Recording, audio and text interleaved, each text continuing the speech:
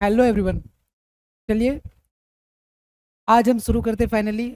Wait बहुत दिन से वेट चालू है कि ये चैप्टर कब आएगा। एंड वैल्यूएशन ऑफ शेयर हम आज शुरू करते हैं। इससे पहले हमने अमेलगमेशन के तो कुछ लेक्चर्स रिकॉर्ड किए हैं, आप वो देख सकते हो। हम अमेलगमेशन के कुछ और क्वेश्चंस करेंगे और मीनवाइल हम ये इसके वीडियोस भी पहले कर लेते हैं सो दैट आपको एग्जाम के स्टडी में हेल्प हो जाएगा। ये जो चैप्टर है वैल्यूएशन ऑफ शेयर, इसमें रूटीन अकाउंटिंग थिंग से थोड़ा हटके है। नाम में ये वैल्यूएशन मतलब वैल्यू निकालना, और किस चीज़ का वैल्यू निकालना? शेयर का। शेयर वर्ड आपके लिए अब नया नहीं होना चाहिए, बिकॉज आपने सभी ने कंपनी के बारे में सुना है एंड कंपनी में शेयर रहते हैं, शेयर होल्डर्स होते हैं एंड शेयर होल्डर के शेयर्स होते हैं एंड वो शेयर की वैल्यू निकालना जरूरी है। अनेक कारण है क्योंकि शेयर की वैल्यूएशन किया जाता है। वो कारण जानना है हमें, किन किन कारणों से शेयर की वैल्यू में बदलाव आता है, हमें वो जानना है। और शेयर वैल्यूएशन का सिंपल मीनिंग तो ये भी है कि कंपनी के शेयर का फेयर वैल्यू क्या है वो जानना, मतलब शेयर वैल्यूएशन का हिस्सा है। बट क्यों हम शेयर वैल्यूएशन करते हैं एंड उसके फैक्टर्स क्या क्या है जो शेयर वैल्यूएशन को फर्क करता है, पहले हम थोड़ा सा ना उसको देखते हैं। और वो हमारा एक थ्योरी नोट से पहले उससे देखेंगे। और आज के लेक्चर में हम कुछ क्वेश्चंस भी करेंगे, काफ़ी सिंपल क्वेश्चंस होते हैं ये जो हम डील करेंगे। एंड आज जो क्वेश्चंस करेंगे वो तो बहुत ही सिंपल है, मतलब पेपर के हिसाब से भी काफ़ी सिंपल क्वेश्चन है। यदि हम बीकॉम नागपुर यूनिवर्सिटी के हिसाब से बात करें तो यहाँ पे आज के जो क्वेश्चन है वो 8 मार्क्स वगैरह पे पूछे जाना चाहिए। ठीक है, तो हम ऑफकोर्स डिटेल्स में और हम आगे पढ़ते हैं जैसे जैसे मैं चैप्टर का थ्योरी करते हैं।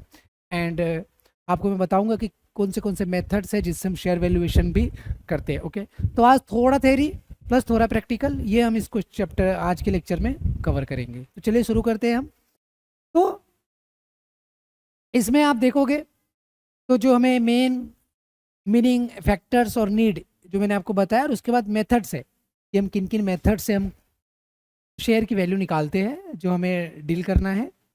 उसमें भी हमें मीनिंग में आप देख लो, थोड़ा सा थ्योरी स्पीड में कर लेंगे, ज़्यादा टाइम नहीं लगेगा। कि भाई क्या बोलता है कि क्या चीज़ है, तो valuation of share is the process of estimating the fair value of the company share.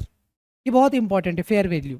Fair value क्या है ये आज नहीं समझेगा, 2-3 दिन बाद समझेगा कि सबसे अच्छा वैल्यू क्या है वो शेयर का।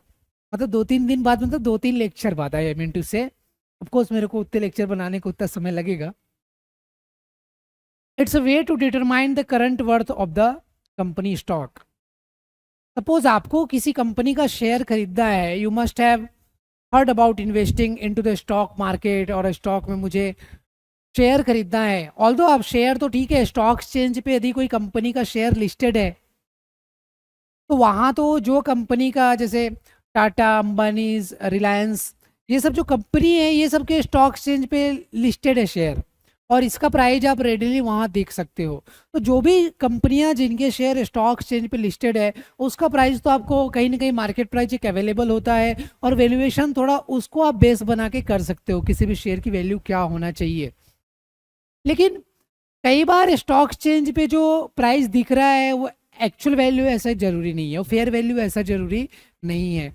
एंड कई बार इन्वेस्टमेंट इतना बड़ा होता है ना, कई लोग इन्वेस्टमेंट इतने बड़े पैमाने पे करते हैं, इतने ज़्यादा नंबर ऑफ शेयर खरीदना चाहते हैं। कंट्रोलिंग इंटरेस्ट अभी आपने सुना नहीं है इससे पहले, पर जब हम किसी कंपनी को खरीदते हैं, जब हम किसी कंपनी को कंट्रोल करना चाहते हैं तो हमें 50% से ज़्यादा शेयर खरीदने होते हैं, हमें बहुत ज़्यादा शेयर खरीदने होते हैं। तो ऐसे केसेस में स्टॉक मार्केट में जो प्राइस चल रहा है जरूरी नहीं है कोई वैलिड प्राइस हो। तो क्योंकि स्टॉक मार्केट के प्राइस ना बहुत कारणों से फ्लक्चुएट होता है, उसका एक्चुअल में देखा जाए तो बिजनेस परफॉर्मेंस से ऑफकोर्स वो चेंज होता है, बट सिर्फ बिजनेस के परफॉर्मेंस से स्टॉक मार्केट के प्राइस में फर्क नहीं पड़ता है। It depends upon the market sentiment. जो इन्वेस्टर्स है वो कितना पढ़ा लिखा है, कितना रैशनल है जो इन्वेस्ट कर रहा है, गवर्नमेंट की पॉलिसीज क्या है, एंड उसके बाद फॉरेन इन्वेस्टमेंट किस तरीके से है। बहुत सारे, मतलब थ्योरेटिकली देखा जाए तो आप even if you Google it you will get multiple points कि शेयर की प्राइस स्टॉक एक्सचेंज पे किस किस कारणों से चेंज होता है।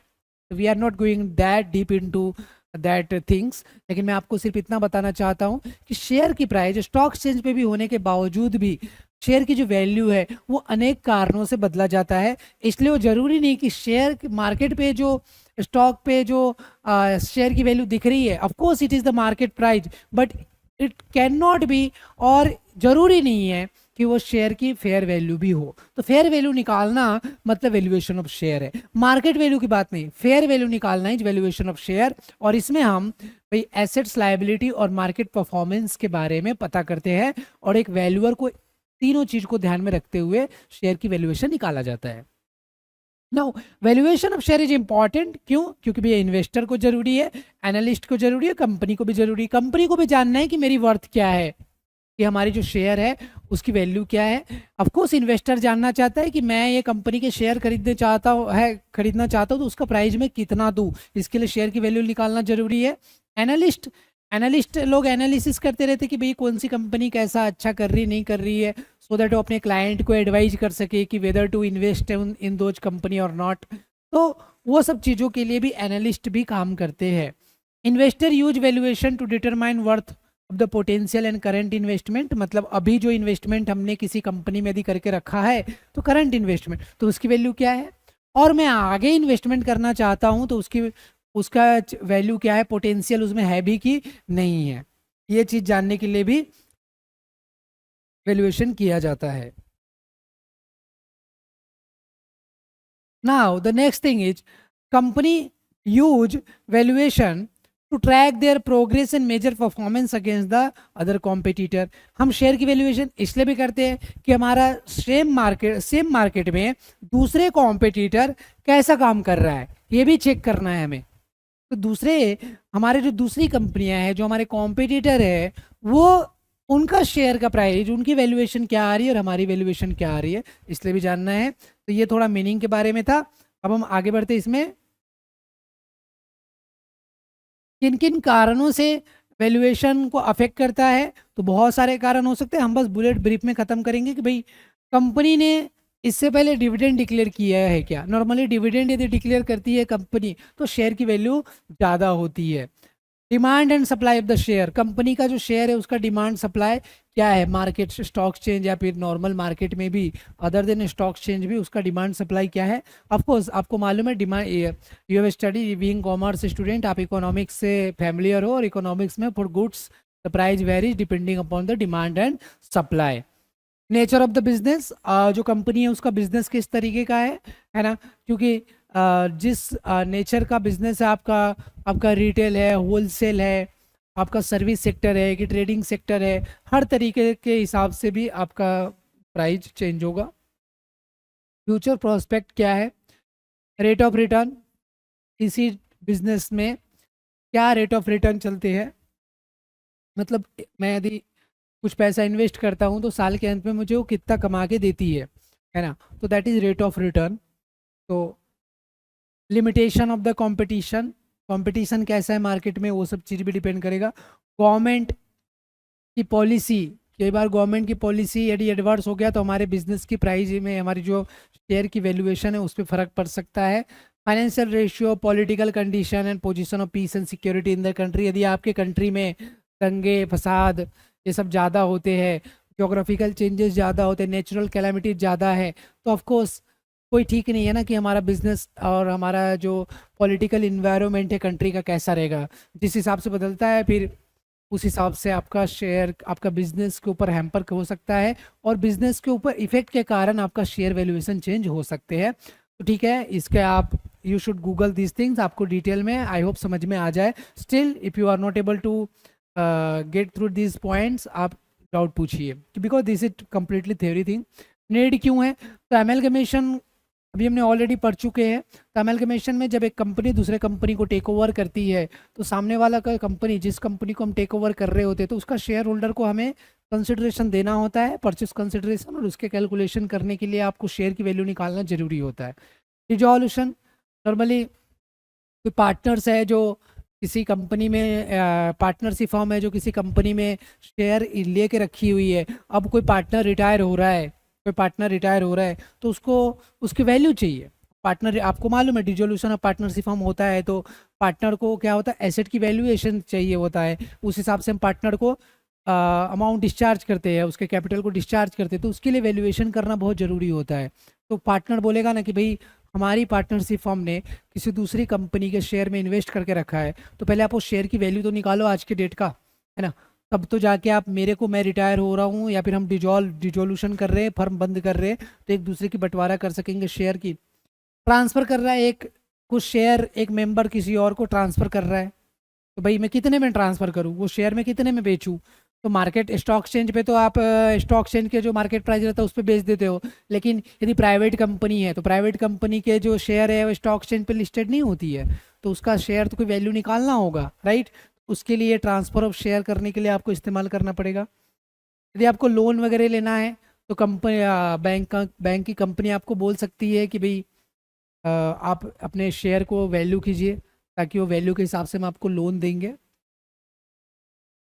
बाकी और भी चीज़ है, नेट एसेट वैल्यू निकालना है, गिफ्ट वगैरह करने के लिए प्राइवेट कंपनी अपने शेयर की वैल्यू करती है कि भाई हमारी वैल्यूएशन क्या चल रही है।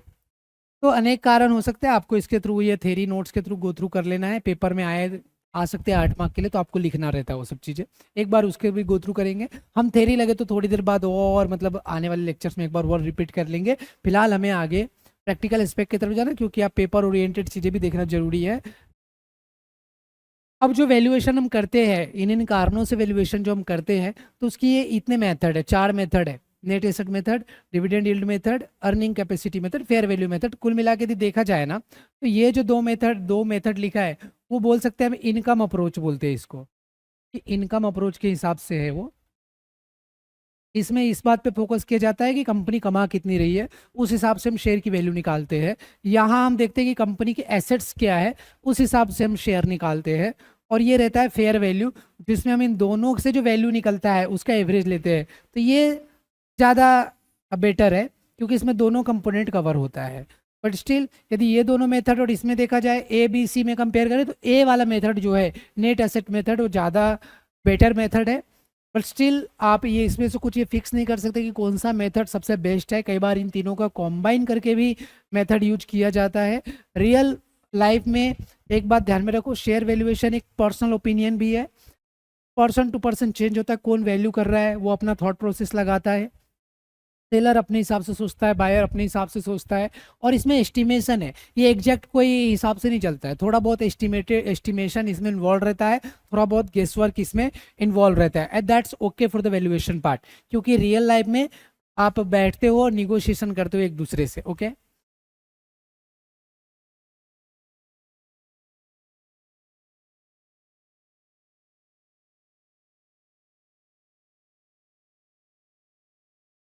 ओके, हम थोड़ा इसको आगे करते हैं। अब नेट एसेट मेथड हम देख लेते हैं कि इसमें नेट एसेट मेथड में क्या क्या चीज़ है।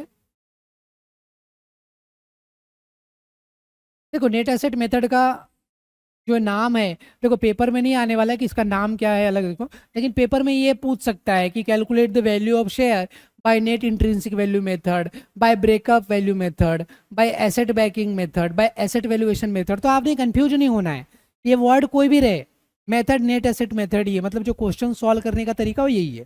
तो दैट्स वाई ये अल्टरनेट नेम लिख के दिया हुआ है।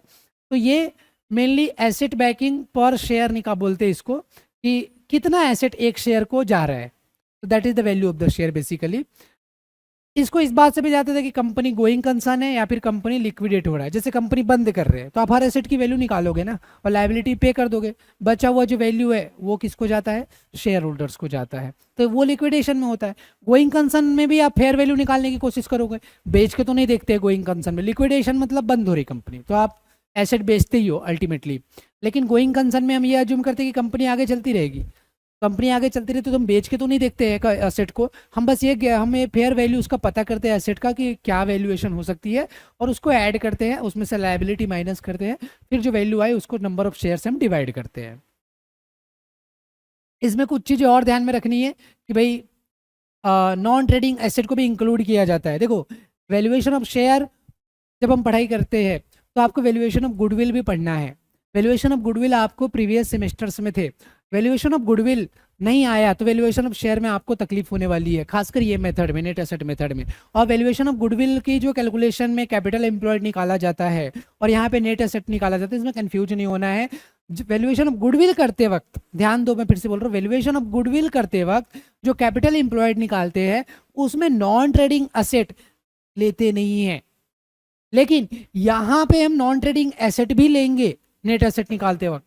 देखो गुडविल वैल्यूएशन करते वक्त कैपिटल एम्प्लॉयड जब हम निकालते हैं तो वहां पे हम नॉन ट्रेडिंग एसेट नहीं लेते हैं, नॉन ट्रेडिंग एसेट का इनकम भी नहीं लेते थे, लेकिन यहाँ पे हम नॉन ट्रेडिंग एसेट लेंगे वैल्यूएशन ऑफ शेयर करते वक्त। मैं जब क्वेश्चन करेंगे तो मैं बताऊंगा, तो उस टाइम आपको ये ध्यान में रखना है। और ये अभी थ्योरी में बता रहा हूँ, जब प्रैक्टिकल करेंगे, जब 7-8 क्वेश्चन करेंगे तो आपको इसको हैबिट ही हो जाएगा कि कैसा हो रहा है। और उसके बाद आपको एग्जाम के टाइम में एक बार ये रिवाइज कर लेना है, सो दैट पेपर में आप मिस्टेक ना करो, ये उसके लिए दिया हुआ है। गुडविल को आपको वैल्यू करना पड़ सकता है, दैट्स व्हाई आई सेड कि वैल्यूएशन ऑफ शेयर बगैर वैल्यूएशन ऑफ गुडविल हो ही नहीं सकता है। गुडविल ही तो सबसे ज्यादा इंपॉर्टेंट होता है किसी बिजनेस में, तो आपको गुडविल तो निकालना ही पड़ेगा सबसे पहले, ठीक है। डेप्रिसिएशन फंड और reserve not to be deducted if new value of asset is given. देखो बैलेंस शीट में जब हम क्वेश्चन सॉल्व करेंगे तो लैंड बिल्डिंग दिया है, प्लांट मशीनरी दिया है और उसका डेप्रिसिएशन फंड दिया है, तो डेप्रिसिएशन फंड हमें माइनस करना होगा लैंड बिल्डिंग के वैल्यू से। लेकिन पता चला एडजस्टमेंट में नीचे दे दिया कि वैल्यू न्यू वैल्यू दे दिया, न्यू वैल्यू दे दिया, लैंड बिल्डिंग का प्लांट मशीनरी का नया वैल्यू दे दिया। इसका मतलब उसने आज के डेट का जो वैल्यू वही दे दिया, आपको उसको डेप्रिसिएशन फंड वगैरह माइनस करने की जरूरत नहीं है। अगेन जब हम ये क्वेश्चन करेंगे हमें पता चलेगा कि वो कैसा हो रहा है इफेक्ट, और आप जब ये क्वेश्चन वगैरह कर लोगे तब जाके आपको आइडिया आएगा कि इस पॉइंट का इफेक्ट कैसा रहता है। No information about workman compensation fund is given, do not deduct it as external liability. देखो workman compensation fund liability side में दिया रहेगा, और जब हम नेट एसेट कैलकुलेट करेंगे ना तो वर्कमैन कंपनसेशन फंड को माइनस करना होता है। लेकिन जब तक उसके बारे में लिखा नहीं है कि वर्कमैन कंपनसेशन फंड में से इतना हमने वर्कमैन को कंपनसेशन के लिए एक्सपेंस कर दिए, तो जितना हमने एक्सपेंस किए उतना ही माइनस करना पड़ता है। कोई इन्फॉर्मेशन यदि नहीं दिया एक्सपेंस कितना हुआ है वर्कमैन कंपनसेशन से तो हमें माइनस करना नहीं है, ठीक है। सर ये पॉइंट तो बता दिया पर अभी तो इसको हवे में जा रहा है, ऑफकोर्स हवे में जाएगा। मेरा पढ़ाने का तरीका वो है कि मैं पहली बार में कुछ चीज़ बता देता हूँ जिससे आपको ये समझ में आ जाता है कि अरे ये सब चीज़ें क्वेश्चन करते वक्त ध्यान में आना चाहिए, और जब क्वेश्चन कर लेंगे तो उसमें ये सब चीज़ें आएगा, देन मैं फिर से वहाँ पे बताऊंगा कि इसका ट्रीटमेंट हम ऐसा कर रहे हैं। और जब वो क्वेश्चन हम जब पूरा एक प्रैक्टिस सेट है, जब आप 15-20 क्वेश्चन का कलेक्शन एक बार सॉल्व कर लोगे, उसके बाद जब ये सब पॉइंट देखोगे तो आपको क्लिक होते जाएगा कि अरे हाँ ये तो ये क्वेश्चन में, वो तो वो क्वेश्चन में, तो क्वेश्चन में ऐसा, ठीक है। तो अभी तो इंट्रोडक्शन लेक्चर में ना हर चीज़ समझ में नहीं आता है, तो डोंट बी अफ्रेड कि अरे यार ये पॉइंट सब कैसा हो रहा है, ठीक है। अब हम शुरू करेंगे। ये जो पॉइंट है ना, इंपॉर्टेंट पॉइंट जो है लिखा है, ये हम ना बाद में टेकल करने वाले हैं क्योंकि बड़ा स्पेशल बॉक्स है ये स्पेशल क्वेश्चन के लिए बनाया गया है, लेकिन one of the very important question जो इस बॉक्स के ऊपर आएंगे। तो ये बॉक्स क्या है सर, ये हम बाद में देखेंगे। अभी तो फिलहाल ये फॉर्मूला देख लेंगे कि भाई नेट एसेट मेथड में जो वैल्यू पर शेयर निकाला जाता है उसमें एक फॉर्मूला क्या है, तो उसका फॉर्मूला है net asset available to the equity share holder divided by number of equity shares. तो नंबर ऑफ इक्विटी शेयर से आपको डिवाइड करना है जितना इक्विटी शेयर होल्डर को एसेट जाने वाला है उसको। सर अब ये फॉर्मूला भी ठीक है, अब हम आगे बढ़ेंगे, हमें एक्चुअल में करना है क्वेश्चन। और ये दूसरा मेथड है डिविडेंड यील्ड मेथड, अभी हम नहीं पढ़ने वाले, जब हम इसके ऊपर क्वेश्चन पढ़ेंगे तब पढ़ेंगे इसको। उसके बाद ये रहेगा अर्निंग कैपेसिटी मेथड, ये भी अभी हम नहीं पढ़ने वाले, ये पढ़ के मतलब नहीं है, जब हम प्रैक्टिकल क्वेश्चन करेंगे तो अपने को ये ऑटोमेटिक समझ में आ जाएगा। ये थ्योरी हम स्किप करेंगे अभी। Another will be fair value method, or this will be the last method of this chapter as far as your examination is concerned, और आपको नागपुर यूनिवर्सिटी में इतना ही आएगा, ठीक है। अब हम आते सीधा सीधा क्वेश्चन में जो ज़्यादा इंपॉर्टेंट है आपके हिसाब से, ठीक है। तो ये क्वेश्चन नंबर 1, और ये बहुत ही ज़्यादा सिंपल क्वेश्चन है, यहाँ से आपको ध्यान देना है प्रैक्टिकल क्वेश्चन के हिसाब से जिसके लिए आप बेसिकली लेक्चर देख रहे हो। लेकिन थोड़ा सा यार ना पुराना थ्योरी वगैरह रिपीट करना बहुत ज़रूरी रहता है, बिकॉज कहीं ना कहीं ये लिंक करता है ना। डायरेक्ट क्वेश्चन सॉल्व करना मतलब बहुत ही ज़्यादा एग्जाम ओरिएंटेड पढ़ाई हो जाएगी ना, वैसी भी ज़रूरत नहीं है। तो ये भाई मैंने अपना कैलकुलेटर ले लिया है, आप भी अपना कैलकुलेटर ले लेंगे। बगैर कैलकुलेटर का यदि आप अकाउंट की पढ़ाई कर रहे हो तो भैया आप क्या ही पढ़ रहे हो, ऐसी वाली बात हो जाएगी। ऐसा बिल्कुल मत करो, अत्याचार खुद के साथ और पढ़ाई के साथ, तो वैसा नहीं करना है ना। क्वेश्चन नंबर 1, हम कर रहे हैं। एंड क्वेश्चन नंबर 1 ये बोलता है the following is the balance sheet of X limited as on 31 March 2024। तो भाई बैलेंस शीट दिया हुआ है और बैलेंस शीट में देखो क्या क्या रहता है।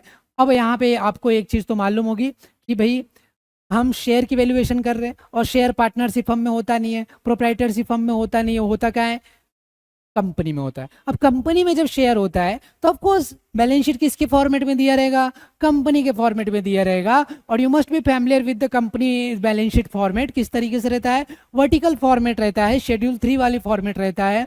हमने इसके पहले लास्ट सेमेस्टर्स में कंपनी के फाइनल अकाउंट सॉल्व किए हुए हैं, वहां पे फॉर्मेट से सब चीज के दिए रहते हैं। Okay, you must be familiar with those thing, otherwise आप 5th सेमेस्टर में कैसे पहुंच गए मुझे नहीं पता। यदि आप अभी ये 5th सेमेस्टर के सिलेबस में ये सब चीज़ें पढ़ रहे हो और इवन आप 5th में नहीं कोई दूसरे यूनिवर्सिटी को और हायर सेमेस्टर पढ़ रहे हो, तो you must be familiar with the schedule 3 first. Okay, तो दिस इज द शेड्यूल 3। मैं इसको एक्सप्लेन अभी नहीं करूंगा शेड्यूल 3, मैं सिंपल इसको मैं ये अज्यूम कर रहा हूँ भाई कि आपको ये शेड्यूल 3 से फैमिलियर हो आप, और इसका जो तौर तरीके है आपको मालूम है। तो ये क्वेश्चन में देखेंगे तो भाई पहले इक्विटी एंड लायबिलिटी दिया होता है, शेयर होल्डर फंड में शेयर कैपिटल रिजर्वेशन सरप्लस है, ये उसकी टोटल वैल्यू दी हुई है, लेकिन ये टोटल वैल्यू आपको मालूम है काम का नहीं रहता है। शेड्यूल 3 का सबसे बड़ा प्रॉब्लम यही रहता है कि भाई हर चीज़ के लिए आपको नोट देखना है, हर चीज़ के लिए आपको क्या देखना है, नोट देखना है। अब देखो करंट लायबिलिटी दिया है यहाँ पे, trade payable, other current liability, short term provision, ठीक है। तो ये करंट लायबिलिटी हो गया, ये रिजर्व सरप्लस और शेयर कैपिटल हो गया, ठीक है। शेयर कैपिटल मतलब शेयर होल्डर फंड मतलब share capital plus reservation surplus, profit भी तो शेयर उनको ही जाता है, और करंट लायबिलिटी में तीनों चीज आ गई। उसके नीचे आपको दिया है एसेट्स, एसेट्स में फिक्स एसेट है, टेंजिबल इंटेंजिबल एसेट हो गया, उसका नोट नंबर दे दिया। अल्टीमेटली ध्यान रखना जितने भी आपको ये सेमेस्टर में क्वेश्चन है ना, चाहे एमलगमेशन में चाहे वैल्यूएशन ऑफ शेयर है, आपको अल्टीमेटली नोट तो देखना ही है।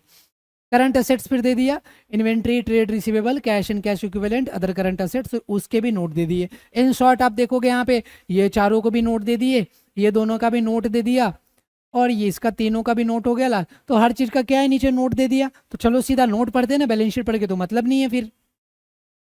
तो पहला देखिए शेयर कैपिटल दे दिया, उसमें लिखा 7,500 शेयर ऑफ ₹10 ईच। तो देखो 7,500 इंटू 10 कर लो आप, तो कितना आ जाएगा, 75,000 रुपीज आ जाएगा। रिजर्व सरप्लस दे दिया भाई, general reserve profit loss account उसका बैलेंस है, और उसका टोटल आ गया 27,000। ये क्वेश्चन पढ़ रहा हूँ, ठीक है। ट्रेड पेबल आ गया, सन्ड्री क्रेडिटर 36,750। यदि स्पीड हो रहा होगा तो इसको 1.5 की स्पीड में देखने की जरूरत नहीं है, मेरा बोलने का ऑलरेडी ज़्यादा स्पीड है, आपको लगे तो इसको स्लो कर सकते 0.75 पर, इसको बढ़ाने की तो जरूरत नहीं पड़नी चाहिए। मैं क्वेश्चन पढ़ रहा हूँ थोड़ा इसलिए स्पीड में हूँ। टोटल अदर करंट लायबिलिटी में भाई ये वर्कमैन सेविंग अकाउंट मतलब एम्प्लॉय का सेविंग अकाउंट है, जिनको हमें अल्टीमेटली एम्प्लॉय के लिए हमें एम्प्लॉय को पैसा देना है, वो लायबिलिटी होती है हमारे लिए।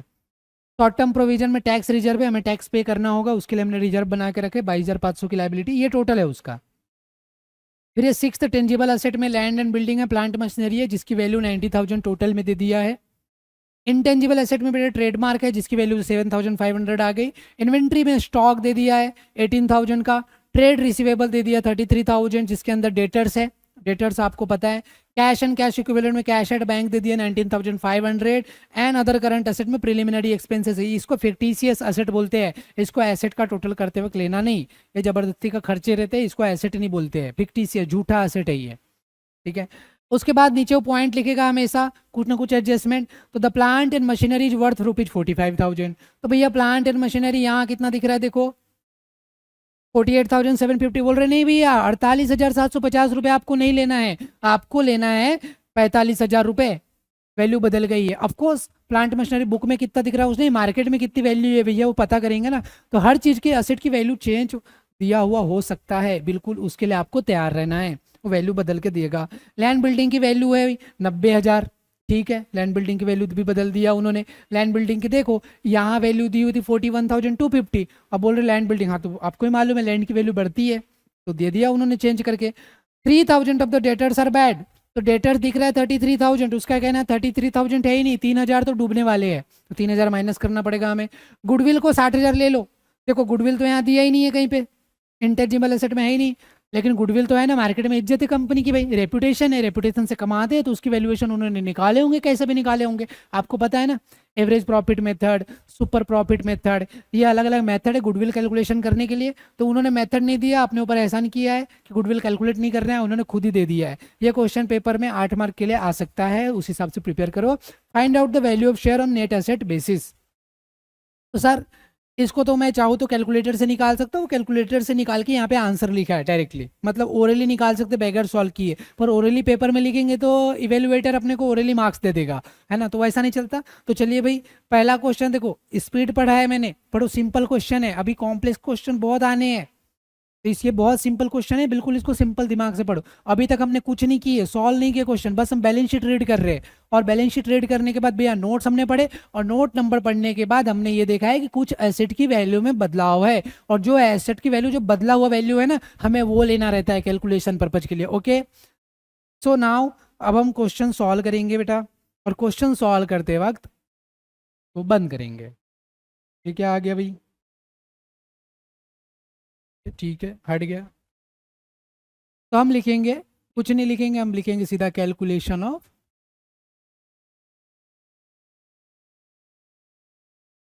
Value of equity shares. भाई इक्विटी शेयर की वैल्यू हमें निकालनी है, ठीक है। इसमें सबसे पहले हमें निकालना है net asset available to the equity share holder. तो उसके लिए आपको सबसे पहले ऊपर लिखना है एसेट्स, एसेट्स की वैल्यू लिखनी है। अब एसेट्स क्या क्या थी, तो वो आपको यहां से देखना है। देखो यहाँ लायबिलिटी है, शॉर्ट टर्म प्रोविजन मतलब लायबिलिटी हो गया, हमें यहाँ से देखना है टेंजिबल एसेट में लैंड बिल्डिंग, पर ये वैल्यू नहीं ले सकते हम। प्लांट मशीनरी पर ये वैल्यू नहीं ले सकते। सर कैसे पता चलता है, ये ऐसे पता चलता है बेटा कि ये तो यहाँ दिया है ना इनकी वैल्यू, 45,000 प्लांट मशीनरी की वैल्यू है, लैंड बिल्डिंग की 90,000 वैल्यू है। तो यहाँ आपको लिखनी है प्लांट मशीनरी, प्लांट मशीनरी की जो वैल्यू है वो कितना दे दिया इन्होंने, देखो 45,000 दे दिया। क्या हो गया भाई, हैंग हो गया,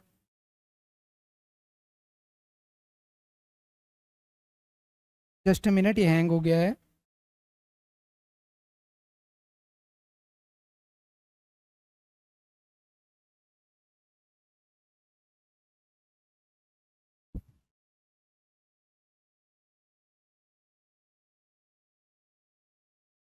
प्लांट मशीनरी की वैल्यू जो क्वेश्चन में दिया हुआ है, ये इधर दिया हुआ है, देख लो।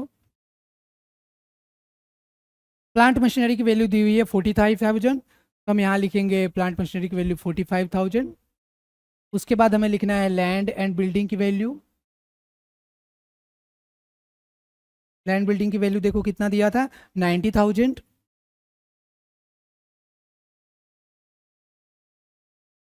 ठीक है, और भी एसेट है, सिर्फ यही दोनों तो थे नहीं, बाकी एसेट आप बैलेंस शीट में देख लो। तो डेटर्स है, स्टॉक भी है 18,000 का, है कि नहीं है, देखो ट्रेड, ये देखो ट्रेडमार्क छूटना नहीं चाहिए, 7,500 का ट्रेडमार्क है, तो वो भी लिखेंगे हम यहाँ पे, ट्रेडमार्क 7,500।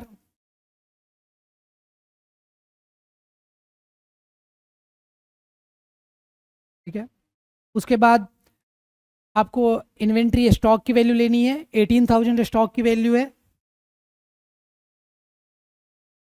इन्वेंट्री, या स्टॉक लिखो, जो लिखना है लिखो, 18,000। सभी एसेट की वैल्यू देखते जाना है किसी में चेंज है क्या, तो एडजस्टमेंट में हमने पढ़े सिर्फ तीन ही चीज में चेंज था, plant machinery, land building and debtors. तो डेटर्स 33,000, लेकिन उन्होंने लिखा था नीचे में, यहाँ पे क्या लिखा था कि 3,000 डेटर्स आर बैड, तो 33,000 में से 3,000 क्या करना पड़ेगा, हमें माइनस करना पड़ेगा। तो यहाँ हम लिखेंगे डेटर्स, और डेटर्स में यहाँ 33,000 तो लेंगे, लेकिन उसमें से 3,000 क्या करना होगा हमें माइनस, तो फाइनल वैल्यू हमें लेना है 30,000 ही लेना है, ठीक है। देन ये वैल्यू ले लो, कैश एट बैंक 19,500, ये आ गया कैश एट बैंक 19,500। ओके, इन सब का टोटल कर लेंगे, तो 45,000 plus 90,000 plus 7,500 plus 18,000 plus 30,000 plus 19,500। तो यहाँ लिख देंगे 2,10,000। ये भी रुपीज और ये भी रुपीज, ये कॉलम भी रुपीज है भाई, दो कॉलम मैंने बना दिया हूँ। अब यहाँ हम लिखेंगे लाइबिलिटीज़ जो हमें माइनस करनी है ना, वो सारी लाइबिलिटीज़ हम माइनस करेंगे यहाँ पे। अब लाइबिलिटीज़ देखो बैलेंस शीट में क्या क्या दिया हुआ है। यहाँ तो कुछ नहीं, अच्छा सॉरी यहाँ गुडविल रह गया, सॉरी सॉरी सॉरी, ये लेना पड़ेगा यार, कैलकुलेशन चेंज हो जाएगा। मेरे को आसान है कैलकुलेशन चेंज करना, मैं मिटा देता हूँ। यहाँ गुडविल रह गया था, we need to change that. Goodwill ले लेंगे, ये हो गई 60,000। टोटल फिर से करना पड़ेगा, 45,000 plus 90,000 plus 7,500 plus 18,000 plus 30,000 plus 19,500 plus 60,000। तो दिस इज 2,70,000। आई होप आपको ये समझ रहा है। हमने सारे एसेट जिसकी वैल्यू बदल गए थे तो उसकी वैल्यू हमने चेंज करके यहाँ लिख दी है 2,70,000। अब इसमें से हमें लाइबिलिटीज़ क्या करनी है, माइनस करनी है। लाइबिलिटीज़ भी आपको बैलेंस शीट में दिया हुआ है, तो चलो लाइबिलिटी चेक कर लो। तो अभी हम लाइबिलिटी वाले साइड में जाएंगे। देखो लाइबिलिटी में ये जो share capital reserve surplus liability नहीं है, बाहर वालों की लाइबिलिटी बस लेते हैं।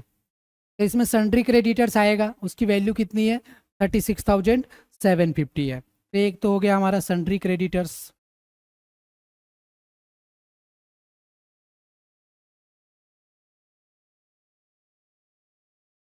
वैल्यू भूल गया मैं, 36,750। उसके बाद दूसरा एसेट चेक करेंगे कौन सा है, वर्कमैन सेविंग काउंट 11,250 है। तो यहाँ लिख देंगे वर्कमैन सेविंग काउंट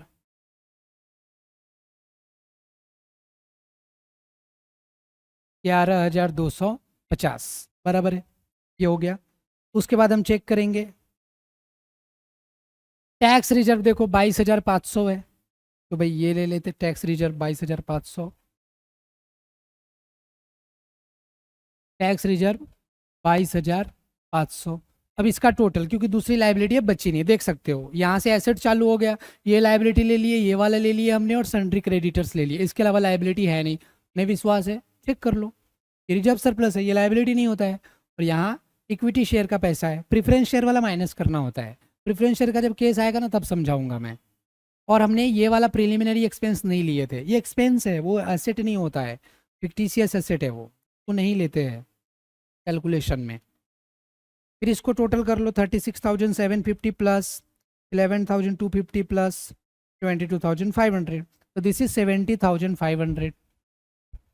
और ये माइनस हो जाएगा, ये क्या होगा, लाइबिलिटी माइनस हो जाता है। अब इसको जो वैल्यू आएगा यहाँ पे निकाल लो, 2,70,000 में से 70,500 निकाल लो, तो ये आएगा 1,99,500। तो इसको ही बोलेंगे net assets available to equity share holders. मतलब इतना एसेट इक्विटी शेयर होल्डर लेके जा सकते हैं, ये एसेट की वैल्यू आएंगी, उसमें से लायबिलिटी चुकाना पड़ेगा बचा हुआ ओनर का, तो इतना पैसा वो लेके जाएंगे। तो भाई अब फॉर्मूला क्या बोलता है, अब इसको आगे सॉल्व करने के लिए फॉर्मूला क्या है, वैल्यू पर शेयर। वैल्यू पर शेयर क्या ही मतलब फॉर्मूला है, यहाँ पे लिखना पड़ता है net assets available for equity share holders divided by number of equity share. तो कितना हमने वैल्यू निकाले देख लो, ये निकाले हमने 199,500, ये ऊपर लिख देंगे और डिवाइड करेंगे नंबर ऑफ इक्विटी शेयर से। क्वेश्चन में चेक करना पड़ेगा कितना इक्विटी शेयर है भाई, तो चेक कर लो, चेक कर लो नोट्स में देखो 7,500 शेयर है ना बेटा, तो 7,500 से हम क्या करेंगे डिवाइड, ये कितना हो गया, डिवाइडेड बाय 7,500, 26.6।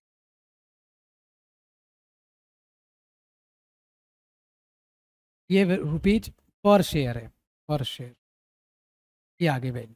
मतलब ये जो कंपनी है ना, उसका एक शेयर का भाव है 26 रुपये 60 पैसे। इतने में हमने खरीदना चाहिए। यदि हम जैसे उसका यदि हम 100 शेयर ले रहे हैं तो 100 इंटू 26.6, हमें उसको 2660 रुपये देना पड़ेगा। ठीक है, तो ये था नेट एसेट मेथड। इसमें कोई डाउट रहेगा तो आप पूछ लेना। ठीक है, अभी हम समय ना वेस्ट करते हुए हम अगला एक और क्वेश्चन कर लेंगे, सो दैट थोड़ा सा और आपको आइडिया आ जाए कि आज जो कर रहे हैं ना उसी में थोड़ा और एडिशनल प्रैक्टिस आ जाए। तो चलिए हम अगला क्वेश्चन भी अभी ही पढ़ेंगे। ठीक है, तुरंत में मैं टारगेट बना के आया हूँ, मेरे को इतने क्वेश्चन आज खत्म करना है। तो देखो ये क्वेश्चन नंबर 2, ये भी बहुत इंपॉर्टेंट क्वेश्चन है, पेपर में आ सकता है भाई, तो ध्यान दो इधर।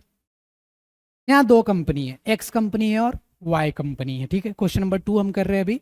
दो कंपनी है बेटा, इसमें सेम बैलेंस शीट दे दिया, शेयर होल्डर फंड दे दिया, अगेन नोट 1, यहाँ पे दोनों का देगा, वाई कंपनी का भी डेटा देगा, एक्स कंपनी का भी डेटा देगा। उसके बाद अगेन यहाँ नॉन करंट लाइबिलिटी है, तो सिर्फ एक्स कंपनी में 10,000 की लाइबिलिटी है। वो लाइबिलिटी में, नॉन करंट लाइबिलिटी में डिवेंचर भी हो सकते हैं, लोन भी हो सकते हैं, तो वो नोट नंबर 3 में पता चलेगा। करंट लाइबिलिटी में ट्रेड पेबल्स है जो नोट नंबर 4 में है। ठीक है, देख लेंगे एक बार। उसके बाद एसेट्स दे दिया, टेंजिबल इंटेंजिबल दोनों कंपनी का दिया हुआ है। नॉन करंट इन्वेस्टमेंट दे दिया 5,000 सिर्फ ये एक्स में है, और बाकी करंट असेट अगेन इन्वेंट्री। ये एक स्टैंडर्ड पैटर्न रहेगा पेपर में पूछने का, उनके कुछ डेटा दिया, इनका कुछ डेटा दिया है। उसके बाद मेन तो तुमको बताया है, हर डेटा तो वो कहाँ देते हैं, नोट्स ऑन अकाउंट में। तो अल्टीमेटली आपको पढ़ना क्या है, नोट्स ऑन अकाउंट पढ़ना है। तो चलो भाई नोट्स ऑन अकाउंट पढ़ लेते हैं। पर चेक कर लो रिकॉर्डिंग चालू है कि नहीं है। चालू है भी रिकॉर्डिंग, पता चले दिखेंगे नहीं अपन उसमें।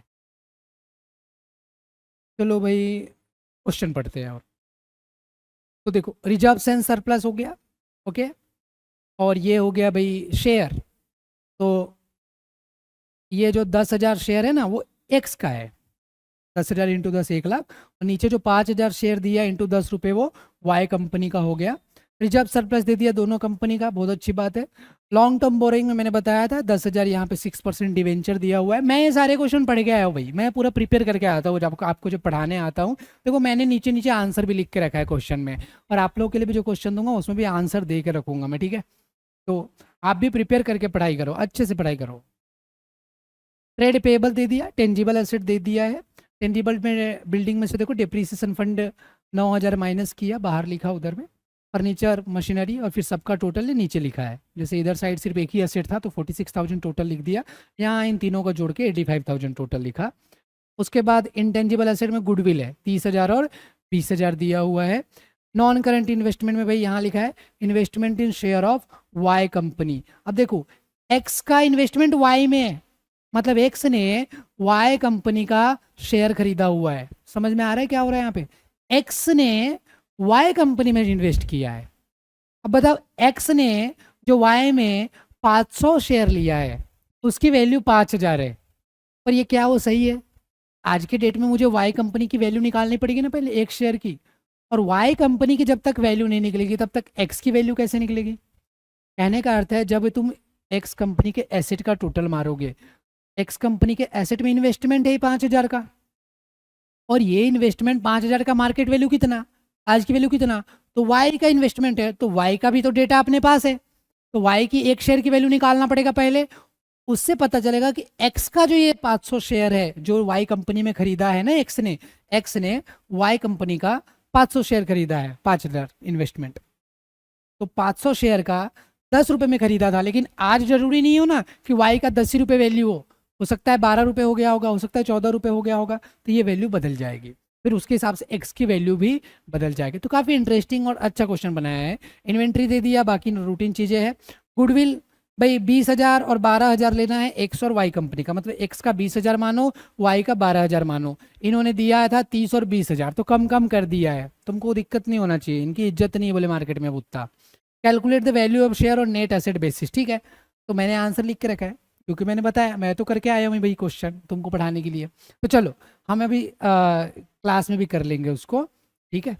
तो अब इसको ना हम एक स्पेशल फॉर्मेट में करेंगे सॉल्व भाई, ताकि हमारा दोनों क्वेश्चन, दोनों ही कंपनी को जो चीज़ें हैं वो फटाफट कैलकुलेट हो जाए बहुत कम समय में। तो देखो यहाँ हम क्या करते हैं, एक टेबल बना लेंगे पहले, वैल्यूएशन ऑफ शेयर, ये हमें करना है। तो हम क्या करते हैं, हमें अगेन कैलकुलेट तो नेट एसेट मेथड से ही करना है, तो हम एक्स कंपनी वाई कंपनी दोनों का साथ में करेंगे। तो ये हो गया बेटा, डेटा रहेगा यहाँ पे एक्स कंपनी का और ये रहेगा वाई कंपनी का, ठीक है। अब यहाँ हम पहले लेंगे सारे एसेट्स, सारे एसेट्स लिखेंगे पहले, ठीक है। तो मेरे साथ ध्यान से, जो एसेट है भी, इसमें तो बहुत सिंपल है, क्या दिमाग कुछ मत लगाओ, ज़्यादा दिमाग खर्च करोगे तो दिक्कत होगा। जो एसेट है लिखो उसकी वैल्यू। तो उन्होंने क्या बोले, लैंड बिल्डिंग की वैल्यू 67,000 इसका है, उसका 0 है, ठीक है। अब तुमको ये चारों ही लिख लो, किसी में रहेगा किसी में नहीं रहेगा, जिसमें रहेगा लिखना, जिसमें नहीं रहेगा नहीं लिखना। तो लैंड बिल्डिंग ये एक्स का है और उधर क्या है 46,000 लेना। हम लिखते हैं यहाँ पे लैंड एंड बिल्डिंग। तो एक्स कंपनी का लैंड बिल्डिंग कितना है चेक करो, 67,000। ये देखो लैंड बिल्डिंग एक्स का कितना है, 67,000 है, तो हम यहाँ लिखेंगे 67,000। और वाई का कितना है चेक करो, ये देखो वाई का दिया हुआ है, ये यहाँ पे डिटेल दिया है बिल्डिंग का वाई का, ये वाला, लेकिन ये सेक्शन का वैल्यू दिया हुआ है 46,000, तो हम 46,000 लिखेंगे यहाँ पे, डिप्रिसिएशन फंड माइनस करने के बाद वाली वैल्यू, ठीक है।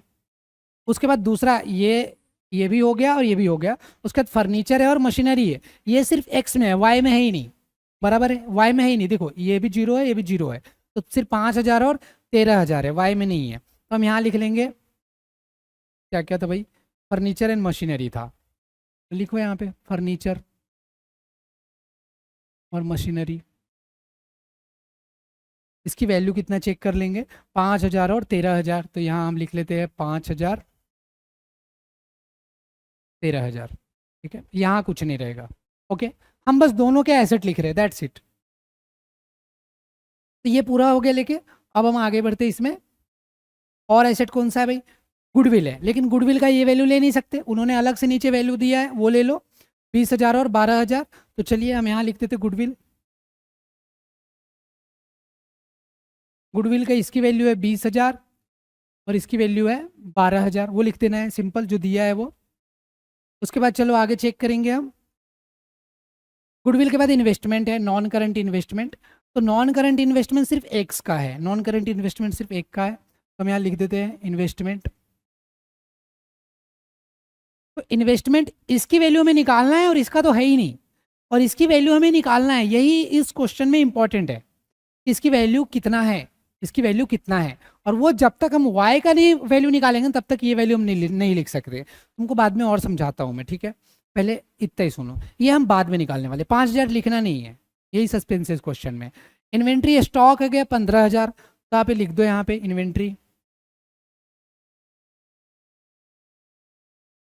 15,000। इधर साइड कुछ है ही नहीं इन्वेंट्री, मालूम नहीं काय का काम करती है। डेटर्स इधर है 3,000 बस, तो उनके इसमें लिख दो। कुछ पढ़ा नहीं रहा हूँ, ये बस लिखे जा रहे, इसमें कुछ सिखाने लायक नहीं बेटा, सारे एसेट लाइन से लिख रहे हैं, वैल्यू चेंज है तो चेंज वाला वैल्यू लिख दो। कैश दिया हुआ है 10,000 और बैंक में है भैया 20,000, तो cash in hand, cash at bank, बराबर। तो ये हो गया भाई 10,000, ये हो गया 20,000, और इधर दिया हुआ था 7,000, मैं याद करके आया वहाँ से, तुम भी देख लो, 10 20 7,000। ये मैंने सारे एसेट ले लिए, नीचे के एडजस्टमेंट भी देख लिए। अब हम लाइबिलिटी लिखेंगे भाई। एक बार एक काम करते ना, एसेट का टोटल कर लेते, चलो एसेट का टोटल कर लो भाई।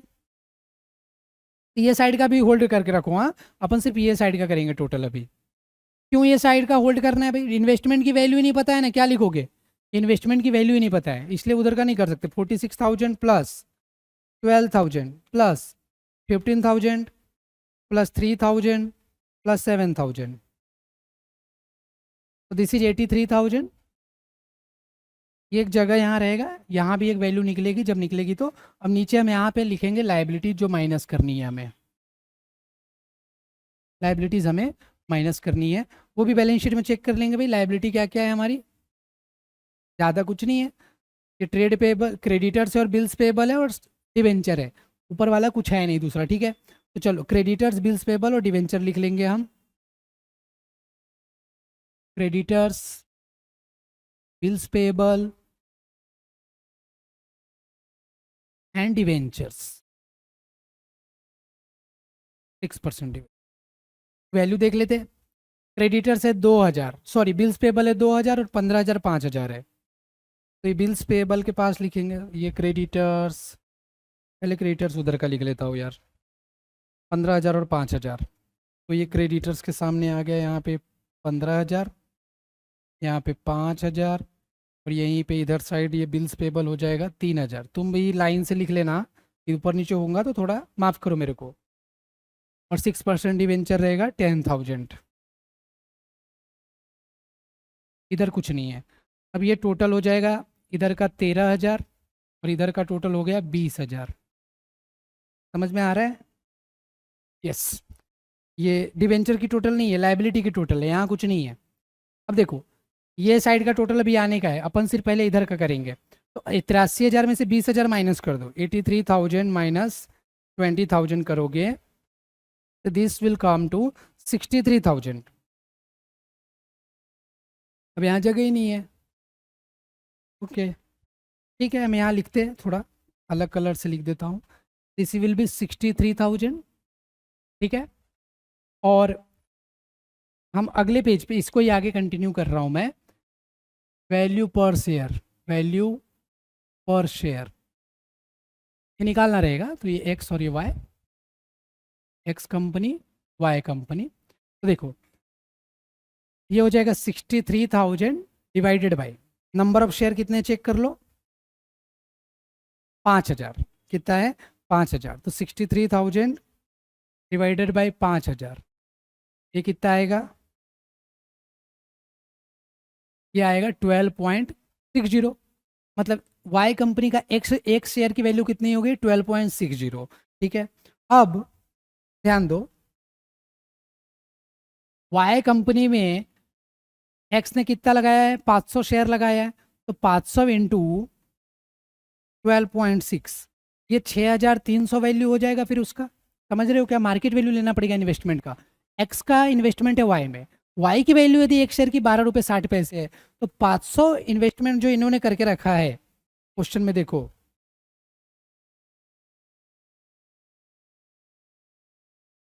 ये 500 जो इन्वेस्टमेंट करके रखा है एक्स ने वाई में, तो 500 का 10 रुपये वैल्यू नहीं है, 500 का 12 रुपये 60 पैसे रहेंगे वैल्यू करके। हम ये वैल्यू चेंज करेंगे। अब ये चेंज हो गया तो इसकी टोटल कर लो अब। 67,000 plus 5,000 plus 13,000 plus 20,000 plus 6,300 plus 10,000 plus 20,000, तो ये हो जाएगा 1,41,300। समझा? जब तक ये वैल्यू नहीं निकलती तब तक ये टोटल आता ही नहीं था। अब उसमें से आप ये 13,000 माइनस कर दो, फिर ये आ जा रहा है 1,28,300। मैं यहाँ लिख दे रहा हूँ 1,28,300। ठीक है, ये यहाँ यदि हम लिखे उसको तो रहेगा नेट एसेट्स अवेलेबल और इक्विटी शेयर होल्डर्स, बराबर है। और ये जो नेट एसेट अवेलेबल था उसको हमने नंबर ऑफ इक्विटी शेयर से डिवाइड किए, है ना? तो वो हमने इधर 5,000 था तो 5,000 से डिवाइड किए। अब यहाँ पे कितना है बेटा? 1,28,300 है। तो 1,28,300 को डिवाइड करेंगे हम 10,000 से, क्योंकि 10,000 शेयर है इसके। ये आ जाएगा 12.83। ठीक है, तो ये हो गया फाइनल वैल्यू। मतलब कि वाई कंपनी का शेयर की वैल्यू 12 रुपये 60 पैसे है और एक्स कंपनी का शेयर की वैल्यू आ गई 12 रुपये 83 पैसे। आंसर मैंने यही निकाला था कि भाई, मैं चेक कर लेता हूँ। यस 12.93 है, अपना 83 आया करे, कुछ गलत आया फिर? डोंट नो अब गलत आया कि सही आया। मैंने यहाँ पे भी गलत हो सकता है किया, एक बार चेक कर लेते मोटा मोटी, कुछ मिस्टेक ना हुआ हो। भाई हमने एसेट तो यही लिया 67,000, 5,000 एंड 13,000। मेरे को लगता है अपन ने एक जगह मेरे से मिस्टेक हुई है बेटा, कि मैंने यहाँ 3,000 लिखा बिल्स पेबल। ये आंसर मैंने निकाला था, ये 2,000 दिया हुआ है। तो ये सही हो जाएगा, तो ये 12,000 हो जाएगा, 10 दो 12, तो ये 29 आएगा। समझ रहे हो? 1,28,300 ना आते हुए 1,29,300 आएगा। ये वैल्यू बदल गई ना, समझ रहे हो? ये 12.93 हो जाएगा, 1,29,300 है वो।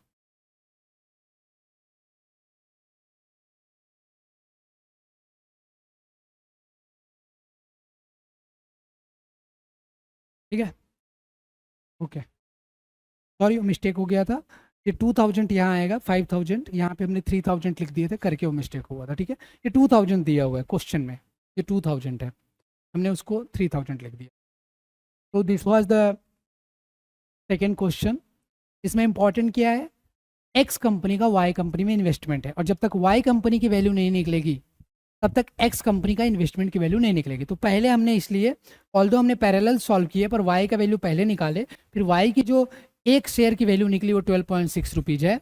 तो हमने, हमारे पास वाई का 500 शेयर था, तो 500 इंटू 12.6 किए। ये कैसे आया, यहाँ पे मैं लिख देता हूँ, 500 इंटू 12.6 किए, तो ये वैल्यू आई। फिर इसको ऐड किए और इसमें से लाइबिलिटी माइनस किए, तो ये जो वैल्यू आई उसको 10,000, 10,000 कहाँ से लाया बेटा, तो 10,000 यहाँ दिया हुआ है, क्वेश्चन में दिया हुआ है 10,000 शेयर है एक्स के। ठीक है, तो इसलिए 10,000 से डिवाइड किए। तो आई होप ये क्वेश्चंस क्लियर हुए हैं। कुछ डाउट है किसी भी क्वेश्चन में तो आप पूछिए। ठीक है, एंड आपको यदि नोट्स चाहिए, नोट्स आपको व्यू करना है, तो आपको मेरे नंबर पे, हमारे जो ट्यूशन का नंबर है, आपको यूट्यूब में लिंक में भी दिख जाएगा, तो वो नंबर पे आपको क्या करना है, मैसेज करना है, आपका ईमेल आईडी शेयर करना है, उस पर आपको नोट्स प्रोवाइड कर दिया जाएगा। ओके, तो thank you for watching, bye bye. हम अगले लेक्चर में बाकी क्वेश्चन करेंगे, अभी हम क्वेश्चन ही करेंगे इसके।